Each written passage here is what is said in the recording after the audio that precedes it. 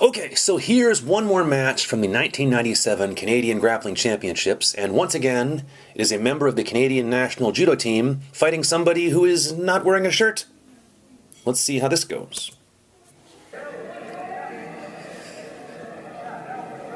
Alrighty, so they're squaring off with each other, and it appears the fellow who is not wearing a judo jacket is looking to loosen the jacket of the judo player, which is actually a judo strategy. You reach in and loosen up their kimono so that way you're more able to attain the grips you desire. The judo player himself is very likely looking to get a grip of some kind, and although, as you can see, he's trying to get a hold of the guy's pants because he's not wearing a jacket. So, well, there he's got a hold of his pants. I believe this fellow not wearing the shirt might be from a club called the Samurai Club in Ontario there, which produced a few various mixed martial arts fighters. Carlos Newton came from there, and I believe this guy might be a fellow named Joel Gerson that came from the Samurai Club and then fought in Japan against Rumina Sato and I believe some other people. Although, if you know better than I, if you know who they are, put it in the comments below, because the one fellow there in the jacket I think is on the Canadian judo team, and the other fellow, I think, is from the Samurai Club, and he might be this fellow Joel Gerson, but we will see. He certainly isn't pulling guard, so he's not a traditional Brazilian Jiu-Jitsu competitor, if there is such a thing as a traditional Brazilian Jiu-Jitsu competitor. I imagine there is, it's been around a while. But he's not pulling guard, he's not shooting for singles or doubles. He looks like he's exchanging grips with the judo player, so maybe he himself has a background in judo and just has elected to not wear a judo jacket to give himself some kind of advantage. Because apparently in this event they didn't have rules about what you had to wear or, what have you. I mean, in other videos that I've posted on my YouTube channel, you see people wearing, some of them wearing judo jackets, some of them are not wearing a jacket, some are wearing a shirt, some aren't, various kinds of pants.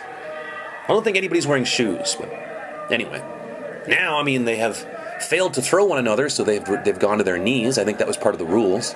If after a minute or two no one's been thrown, then you go to your knees. But then look, they just stand up again, so how effective a rule is that? Not very. And they're continuing to try to throw one another, with the judo player, as you can see, getting a hold of the guy's pants, and the other fellow holding on to the guy's jacket. And positioning around the mat, looking for an Uchimata there. Didn't put him over. I don't know how effective Uchimata is off only a pant grip. There's probably a person in Japan that can launch you with Uchimata even with no grip whatsoever, but it's not. Didn't happen here. I think the fellow who's not wearing a jacket also has a background in judo, or at least probably in judo, if not judo and wrestling, because he's got some base, he's got some balance, he hasn't gone over, to say the least.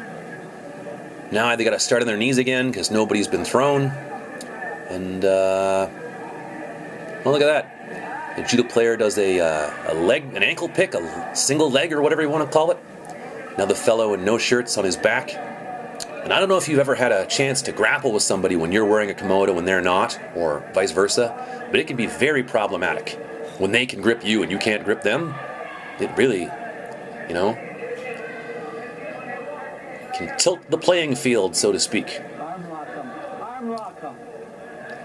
The judo coach guy is yelling, arm lock him, arm lock him. I'm not sure if there is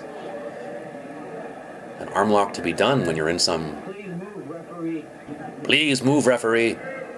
It's part of the referee's job is to block cameras. You should know that. Look at that. Something happened and the judo player went from top to bottom. Now he's looking for a footlock.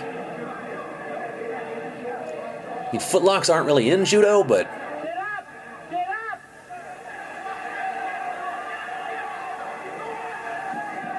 Strange.